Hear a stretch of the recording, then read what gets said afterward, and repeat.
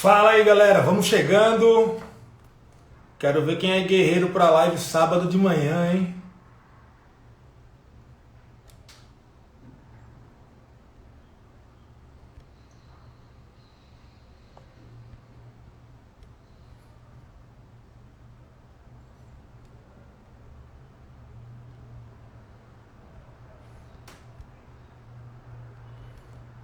Bom dia, bom dia. Tô só fixando o tema da live aqui.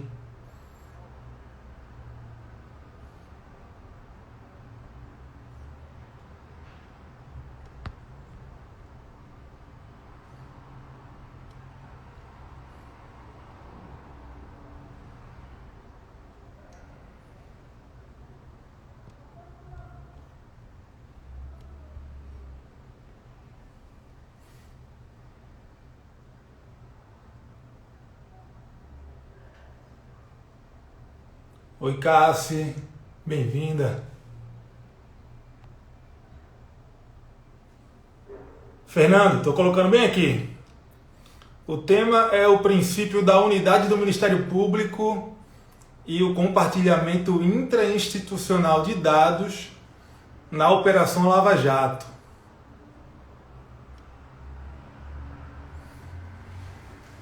Pronto, consegui fixar o tema aí. E aí, Manuela, bem-vinda! Galera, quem acompanha os noticiários aí deve ter visto que no Ministério Público Federal tá tendo uma pequena, digamos assim, uma rusga interna na instituição envolvendo a Operação Lava Jato, né? O que acontece? O Procurador-Geral da República, ele quis ter acesso a documentos da Lava Jato, provas colhidas, elementos de informação, tudo isso, né? Toda a base de dados, o que eles chamam de base de dados estruturada e não estruturada. Então o Procurador-Geral da República, ele quis... Olha a Laila, bem-vinda, Laila, nossa professora! Aí sim, hein? Baita audiência estou tendo hoje. Então, o Procurador-Geral da República, o Augusto Aras, ele quis ter acesso à base de dados da Operação Lava Jato em São Paulo, no Paraná e no Rio de Janeiro, tá? E é a base de dados que eles chamam de base de dados estruturada e não estruturada, tá? Que são basicamente as provas colhidas, elementos de informação, tudo isso, tá? Que envolve a Operação Lava Jato. E o problema foi que os procuradores da República dessa força-tarefa, nesses estados, São Paulo, Rio de Janeiro e Paraná, eles resistiram, eles não quiseram fornecer essas informações, tinha muita informação de caráter sigiloso para as investigações, e aí eles não forneceram. O que aconteceu foi que, segundo o que foi noticiado aí nos meios de comunicação, vários problemas, idas e vindas rolaram aí, e teve até um dia que uma procuradora da República do gabinete lá do Augusto Aras foi lá, eu acho que foi lá em Curitiba, na Procuradoria da República, e até ela retirou alguns dados de lá usando um pendrive, uma coisa meio informal assim, gerou um mal-estar na instituição bem grande, e isso foi noticiado e tudo, só que isso também foi judicializado, essa questão foi judicializada também no Supremo Tribunal Federal, isso gerou uma reclamação apresentada pela Procuradoria-Geral da República. Já vou falar o número para vocês, foi a reclamação 42.050. Então, 42.050. Nessa reclamação, houve a discussão de tudo que a gente vai falar aqui. Bem, isso envolve, toda essa questão envolve os princípios institucionais do Ministério Público.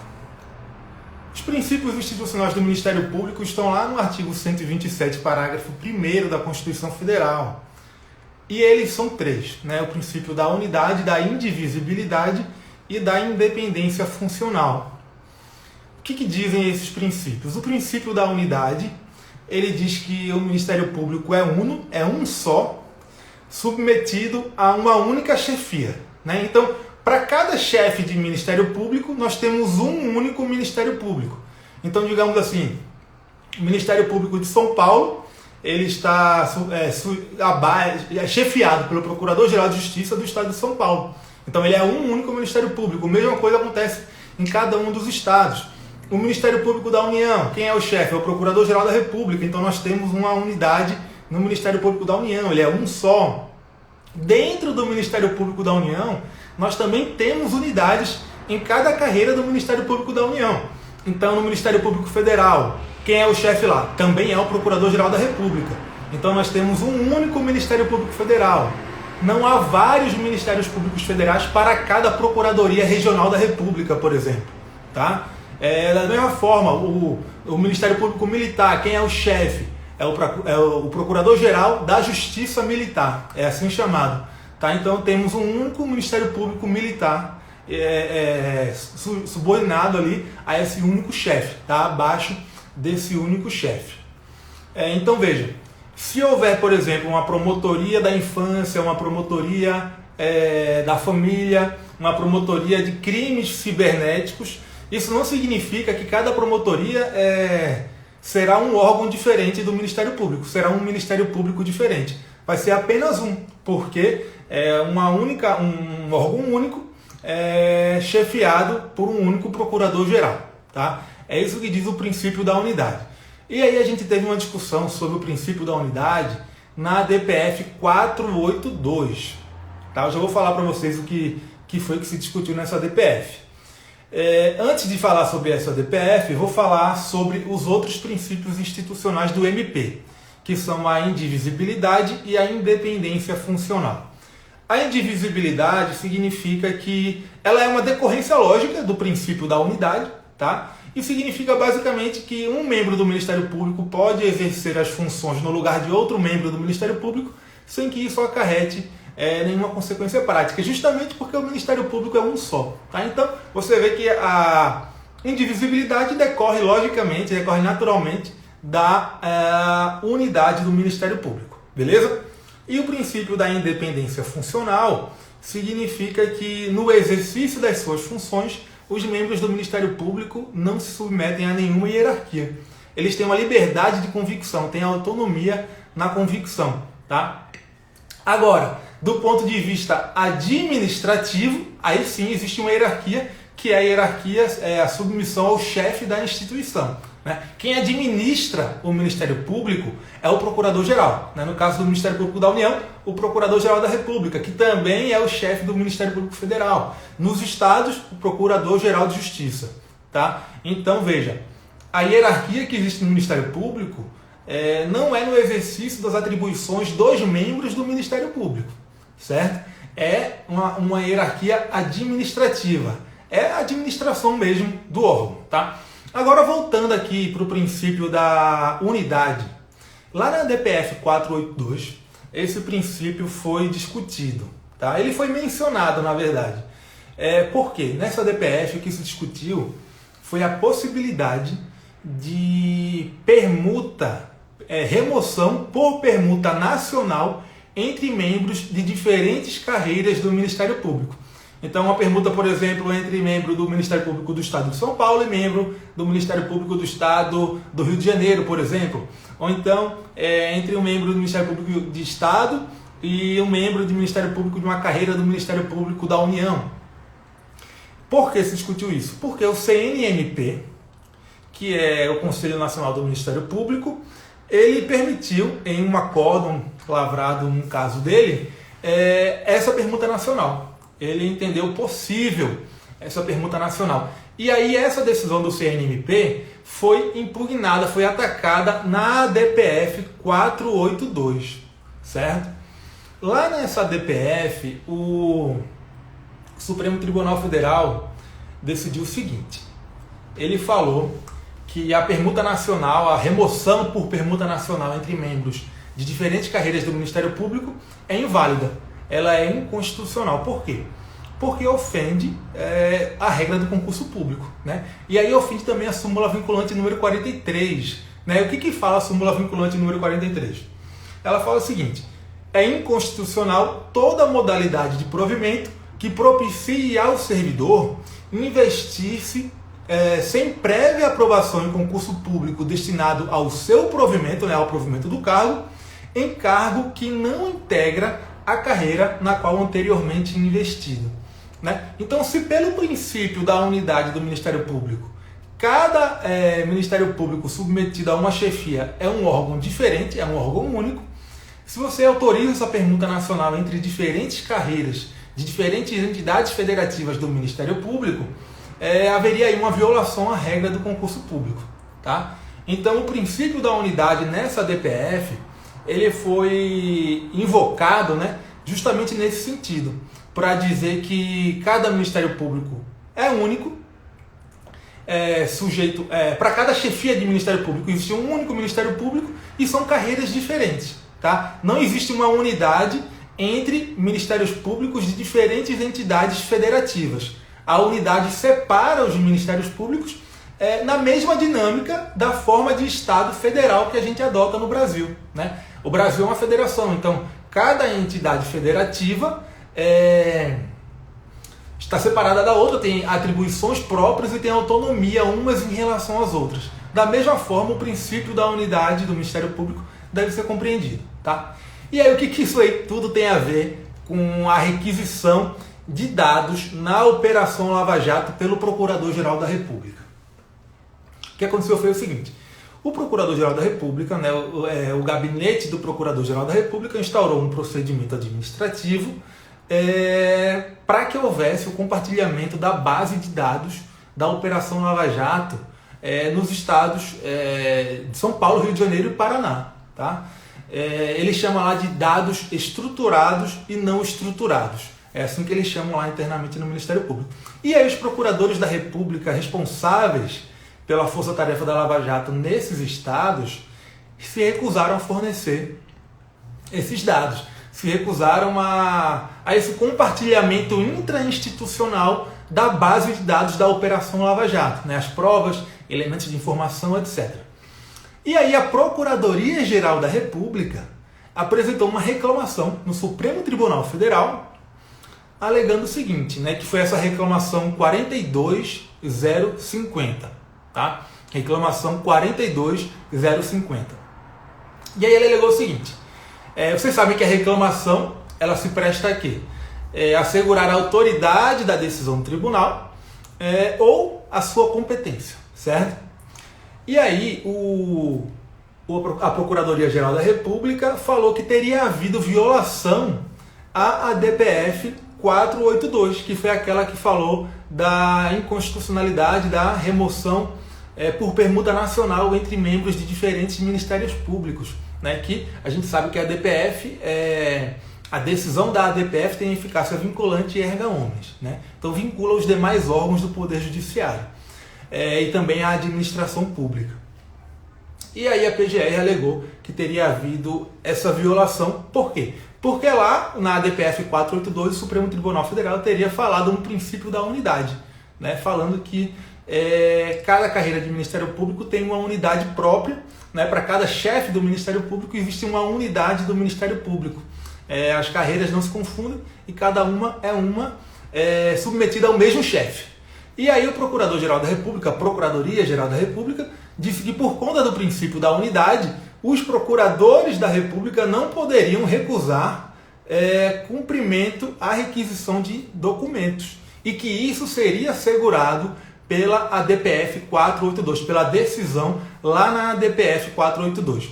E teve também um outro argumento da Procuradoria-Geral da República, que foi que numa outra reclamação, tá, que era uma reclamação de número 41.41000, que foi ajuizada por um réu em um processo crime lá da Operação Lava Jato. Nessa reclamação, esse réu da Lava Jato estaria alegando que haveria autoridades com prerrogativa de foro no STF serem investigadas pelos procuradores da República, o que não poderia. E aí a Procuradoria da República, nessa reclamação 42050, né, em que ela pedia a requisição o respeito à requisição de documentos, ela alegou também isso, né? Além da violação ao princípio da unidade assegurado lá na DPF 482, essa reclamação que ela estava ajuizando também tinha o objetivo de assegurar o respeito da competência do Supremo Tribunal Federal para o julgamento de forma originária de autoridades com prerrogativa de foro perante o Supremo Tribunal Federal. Tá? Essa reclamação teve como relator o ministro Edson Fachin. Só que ela foi distribuída no período de férias. E aí ficou com o presidente do STF, que é o Dias Toffoli. O Dias Toffoli até deferiu uma liminar, tá? Para assegurar, para determinar que houvesse esse compartilhamento intra-institucional de dados da Operação Lava Jato. Ele chegou a deferir essa liminar. Mas aí, quando o Fachin voltou, né, quando terminaram as férias, ele foi analisar o caso, essa reclamação 42050. E ele indeferiu a reclamação. Ele julgou extinta a reclamação sem apreciar o mérito. Tá? E por que ele fez isso? E aí ele cassou a liminar também, do Dias Toffoli. E por que ele fez isso? E aí entra os temas que mais interessam a gente aqui no direito constitucional. Ele fez isso porque, para se admitir o cabimento de uma reclamação, exige-se que haja uma estrita aderência entre o ato reclamado e o paradigma invocado para controle desse ato reclamado. Tá? Então, no caso, o que foi que a Procuradoria-Geral da República alegou? Ela alegou que a recusa do compartilhamento intrainstitucional pelos membros do Ministério Público na Operação Lava Jato, em São Paulo, Rio de Janeiro e no Paraná, teria violado a decisão com eficácia vinculante e erga omnes proferida na DPF 482. E o que foi que o Supremo decidiu na DPF 482? Decidiu que é inconstitucional a permuta nacional entre membros de diferentes carreiras do Ministério Público, por ofender a regra do concurso público. E aí ele invocou lá o princípio da unidade como um dos fundamentos para essa conclusão. E aí o Edson Fachin falou o seguinte, olha, a DPF 482, ela tratava de remoção por permuta nacional entre membros de diferentes carreiras do Ministério Público. Lá na DPF 482, a gente não tratou de compartilhamento de dados intrainstitucional do Ministério Público. A gente nem mesmo definiu o conteúdo do princípio da unidade do Ministério Público e o seu alcance. Então não há aqui uma estrita aderência. E também a reclamação, ela se presta a quê? A reclamação se presta ao cotejo entre o ato impugnado e o paradigma invocado de controle desse ato impugnado. Tá? A reclamação não pode ser utilizada como um meio para se analisar o acerto da decisão impugnada ou do ato impugnado, porque isso seria utilizar a reclamação como um sucedâneo recursal. Né? O instrumento que se presta a analisar o acerto de uma decisão, de um ato, é um recurso. Né? A reclamação não, a reclamação se presta a cotejar o ato impugnado com o paradigma invocado para controlar esse ato impugnado. E por isso se exige uma estrita aderência entre o ato impugnado na reclamação e o paradigma, o precedente que está sendo invocado como razão para impugnar esse ato. Tá? No caso, o ministro Fachin, ele falou que não havia essa estrita aderência. Por quê? Como eu falei, a DPF 482 tratou de permuta nacional entre membros do Ministério Público, não definiu o conteúdo do princípio da unidade, não disse qual era o seu alcance, não disse o que se podia fazer e o que não se podia fazer com base no princípio da unidade, e o ato impugnado tratava de compartilhamento intrainstitucional, compartilhamento dentro da instituição, de dados na Operação Lava Jato. São coisas completamente diferentes. Né? Então, o fato de o Supremo Tribunal Federal ter invocado o princípio da unidade como um dos fundamentos de decidir lá na DPF 482 não autoriza a afirmar agora, nessa reclamação 42050, que teria havido uma ofensa à decisão tomada na ADPF 482. Tá? Não autoriza. Justamente porque não há essa estrita aderência entre um e outro. Tá? Guardem esse termo, estrita aderência. Vai aparecer em prova, tá? Como um requisito de admissibilidade da reclamação constitucional. Certamente vai aparecer em prova. E aí teve uma outra questão levantada pelo Fachin na decisão dele, foi uma decisão monocrática, tá? Que ele falou o seguinte, olha, além de tudo isso, né, além de não haver essa estrita aderência, querer invocar o princípio da unidade aqui nessa reclamação, dizendo que ele foi fundamento lá na DPF 482 para se julgar inconstitucional a permuta nacional entre membros de diferentes ministérios públicos, seria o mesmo que querer emplacar a teoria da transcendência dos motivos determinantes, que não é admitida pelo Supremo Tribunal Federal. Tá? Então isso é um outro tema que também é bastante cobrado em prova. A teoria da transcendência dos motivos determinantes não é adotada pelo Supremo Tribunal Federal, nem mesmo em controle concentrado abstrato de constitucionalidade. Tá certo? E aí o Fachin até falou que a legislação processual civil é clara quando diz que a coisa julgada atinge dispositivo, não atinge as fundamentações da decisão e por aí vai. Tá certo? Então, não há estrita aderência entre o ato impugnado e a DPF 482 e o Supremo não admite a adoção da teoria da transcendência dos motivos determinantes. Certo? E aí, em relação à questão de que haveria uma suspeita de que autoridades com prerrogativa de foro no Supremo Tribunal Federal estariam sendo investigadas pelos procuradores da República na Operação Lava Jato em São Paulo, no Rio de Janeiro e no Paraná. O que foi que o Fachin falou? O Fachin falou o seguinte, por que isso foi alegado, né, pela PGR?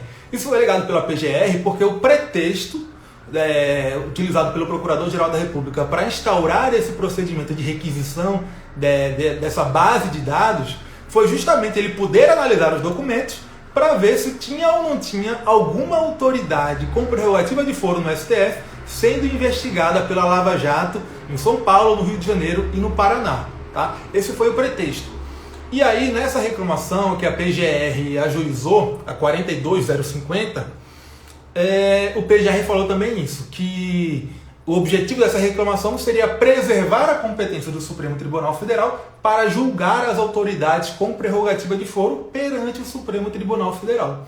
E aí o Fachin disse o seguinte, olha, a única coisa que a gente sabe sobre a existência ou inexistência de autoridades com prerrogativa de foro no Supremo Tribunal Federal sendo investigadas pela Lava Jato lá no primeiro grau é o que o reclamante, que é um réu da Lava Jato, alegou na reclamação que ele ajuizou, que é a reclamação 41000. Ele ajuizou essa reclamação falando que a Lava Jato no Paraná, no Rio de Janeiro e em São Paulo estaria investigando autoridades com prerrogativa de foro no STF. Então foi uma afirmação unilateral. A gente não tinha nenhum outro dado concreto levando a crer que realmente essas autoridades estariam sendo investigadas lá no primeiro grau. E além disso, ele falou que lá nessa reclamação, a 41.000, ajuizada pelo réu da Lava Jato, o juiz da 13ª Vara Federal de Curitiba, que era a vara lá do Sérgio Moro, ele explicou que nenhuma ação penal havia sido ajuizada contra alguma autoridade, né, perante a 13ª Vara Federal de Curitiba, teria sido ajuizada contra alguma autoridade com prerrogativa de foro no Supremo Tribunal Federal. Essas foram informações prestadas pelo juízo reclamado na reclamação número 41000. E aí o Fachin falou o seguinte, olha, aqui nessa reclamação que a PGR ajuizou, que era a reclamação 42050, não há nenhum dado concreto, nenhum elemento que leve a crer que realmente essas autoridades com prerrogativa de foro no Supremo estariam sendo investigadas lá no primeiro grau pela força-tarefa da Lava Jato, pelos procuradores da República. E aí ele falou assim, olha, isso aí, essa questão, ela deve ser melhor debatida lá na reclamação que foi ajuizada pelo réu da Lava Jato, que é a reclamação 41000. Aqui a gente nem vai falar disso. Tá? Então, considerando que não há uma estrita aderência entre a reclamação, entre o ato reclamado, que foi a negativa de compartilhamento intrainstitucional da base de dados da Lava Jato, e o paradigma invocado na ADPF 482, o Fachin inadmitiu a reclamação, extinguiu a reclamação sem análise do mérito e cassou a liminar. Tá? Então foi essa a solução dada pelo Fachin. Agora, isso pode aparecer em prova de concurso de que forma? Né? Como é que todo esse tema que a gente falou aqui hoje pode aparecer nas provas? Bem, primeiro, ele pode ser cobrado pela simples literalidade do artigo 127, parágrafo 1º da Constituição, que fala dos princípios institucionais do Ministério Público, né? A indivisibilidade, a unidade e a independência funcional. Isso aí é uma coisa que cai bastante em prova, tá? Então é tranquilo que isso aí tem uma boa chance de cair. Além disso, pode cair o conceito desses princípios que não estão na Constituição, mas que a doutrina e a jurisprudência dão pra gente, né? Que a gente viu aqui no começo da live. Lembrando que a unidade ela se verifica em cada chefia do Ministério Público, então para cada chefe do Ministério Público existe uma unidade diferente. Né? Para cada Procurador-Geral de Justiça de Ministério Público Estadual existe uma unidade diferente. Para o Procurador-Geral da República existe uma unidade no Ministério Público da União e também uma unidade no Ministério Público Federal, porque ele é chefe tanto do Ministério Público da União quanto do Ministério Público Federal. Tá? E em cada carreira do Ministério Público da União, a gente tem também um chefe diferente. Tá? No MPDFT, no Ministério Público Militar, no Ministério Público do Trabalho, a gente tem um chefe diferente. Aí também tem uma unidade para cada uma dessas carreiras. Tá? E o princípio da independência funcional significa que no exercício das suas atribuições, os membros do Ministério Público não se submetem a nenhuma hierarquia. E aí entra a pergunta do Alan aí. O PGR não tem apenas superioridade administrativa? É isso aí. Foi isso aí que eu falei no começo da live. Tá? A hierarquia que existe no Ministério Público é de caráter meramente administrativo. É a gestão do órgão, sabe? É a administração do Ministério Público que tem uma hierarquia. Né? Então, quem é que manda na administração do Ministério Público? É o Procurador-Geral. Tá? Não são os demais membros do Ministério Público. Mas quem é que manda no exercício das atribuições de cada membro, na convicção de cada membro do Ministério Público? Aí é só cada membro do Ministério Público mesmo. Tá? Isso é diferente, por exemplo, do que acontece na advocacia pública. A advocacia pública, pela sua própria natureza, pela sua forma de atuação, que deve ser coordenada, ela se submete a uma hierarquia também no exercício das funções. Né? Então, às vezes, existe a adoção de uma tese institucional. Tá? Isso acontece muito quando é uma demanda de massa.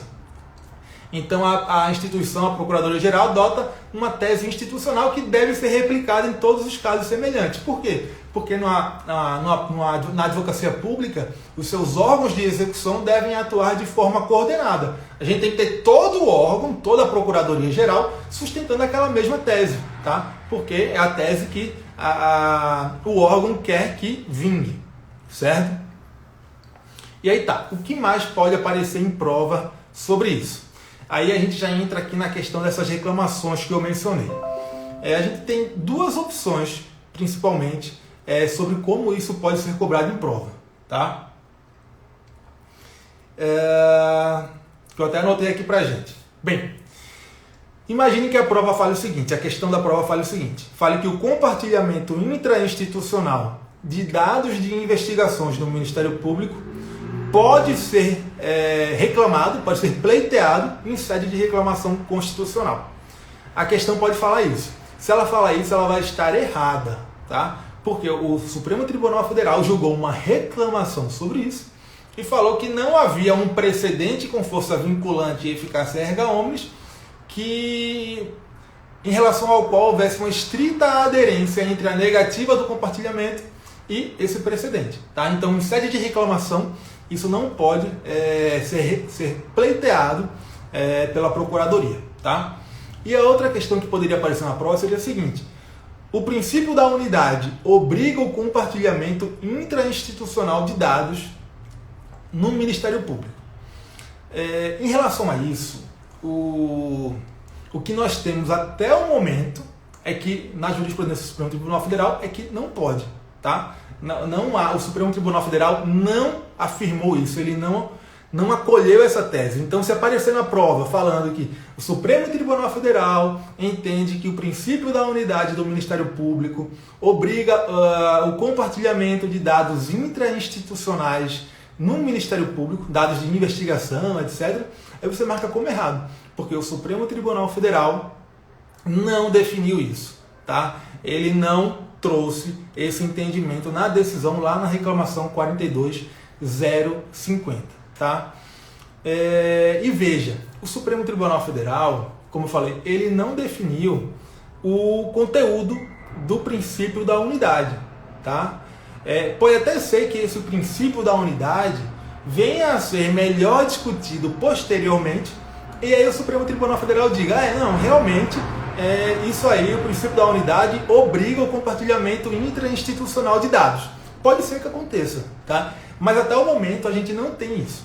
O que a gente tem de mais relevante sobre o princípio da unidade na jurisprudência é que ele não autoriza a permuta nacional, a remoção por permuta nacional entre membros de diferentes ministérios públicos, tá? Porque ele deve ser compreendido no contexto da federação e também porque para cada unidade existe uma carreira diferente, de forma que a permuta ofenderia a regra do concurso público. E além disso, o Supremo não definiu o conteúdo de modo que obriga o compartilhamento intrainstitucional de dados, tá? O que a gente tem sobre isso até o momento é esse panorama. Pode mudar em breve, pode. Se mudar, eu vou vir aqui, vou fazer outra live com vocês e vou explicar. Mas por enquanto o que a gente tem é isso, tá? Fiquem atentos à forma como o tema pode ser cobrado nas provas, principalmente prova objetiva, tá? Esse é um tema assim que tem um jeitinho de questão de prova objetiva, tá? Principalmente de Ministério Público, é verdade, mas também cai questões sobre o Ministério Público em provas de advocacia pública, tá certo? Ó, o Léo aí, já mandou o povo clicar no aviãozinho? Ah, não mandei não. A gente já está chegando no final da live aqui, filhote. Você se atrasou hoje. Aproveitando aqui o ensejo que chegou o professor Léo, para agradecer a presença de todo mundo e dizer que a gente está encerrando a live. A Manuela perguntou que poderia ser no futuro um tema de uma ADPF, se sim o erro foi entrar com uma reclamação. Poderia ser tema de ADPF, dependendo do caso, né? Dependendo de estarem presentes os requisitos para a ação. A gente tem que analisar cada caso, tá? Em se tratando da ADPF, tem que analisar cada caso, porque ela tem requisitos bem específicos, né? Como subsidiariedade, relevância do tema e por aí vai. O erro foi entrar com uma reclamação. Definitivamente, entrar com reclamação foi um erro, tá? Entrar com reclamação foi um erro porque não havia uma estrita aderência, certo? Como eu expliquei. Na verdade, a PGR, aí, quando ajuizou a reclamação, ela forçou um pouco a barra, né? Ela quis ali atribuir à decisão da DPF 482 um conteúdo que ela não tinha. E foi isso que o Fachin falou: olha, você está forçando a barra aqui. Ele não falou com essas palavras, né? Mas ele falou: olha, não tem aderência. Não tem aderência, uma coisa. A DPF tratou de um tema e a reclamação trata de outro tema. Você está aqui invocando um dos fundamentos da decisão da DPF para dizer que houve violação a uma decisão com efeitos vinculantes, o que está equivocado, entendeu? Então, basicamente foi isso. E fiquem atentos, vou repetir essa expressão, estrita aderência, vai cair em prova, tá? Isso aí é falado em um monte de precedentes do Supremo Tribunal Federal no tema da reclamação constitucional. Isso aí certamente vai aparecer nas próximas provas objetivas. Tá certo? E pode cair até mesmo em prova subjetiva e oral, porque é um tema bem legal. A gente falou aqui um bom tempo sobre isso. Então, numa prova aí você teria também bastante espaço para falar. Galera, alguém tem mais alguma dúvida? Alguém quer falar alguma coisa? Acho que a gente vai encerrando a live. Foi até boa aqui para o sábado de manhã, né? Um teminha legal, light e interessante que está aí sendo falado nos jornais em todo canto. Beleza? Galera, muito obrigado pela live, foi bem legal, gostei bastante. Até a próxima aí, hein? Valeu! Ah, sim! Não saia não, tem um recado aqui. Tem um recado aqui. O Léo lembrou bem aí. O Revisão PGE tá com uma novidade. tá? E não está rolando ainda, mas em breve vai rolar para os nossos alunos. Teremos título de pós-graduação, tá? Para quem fizer os nossos cursos aí, a gente ainda vai explicar bem direitinho isso aí, mas essa novidade está chegando, tá? Então, quem estudar com a gente já vai sair com esse título, beleza? Valeu, galera. Vou nessa aqui. Um abraço. Valeu quem participou. Até a próxima.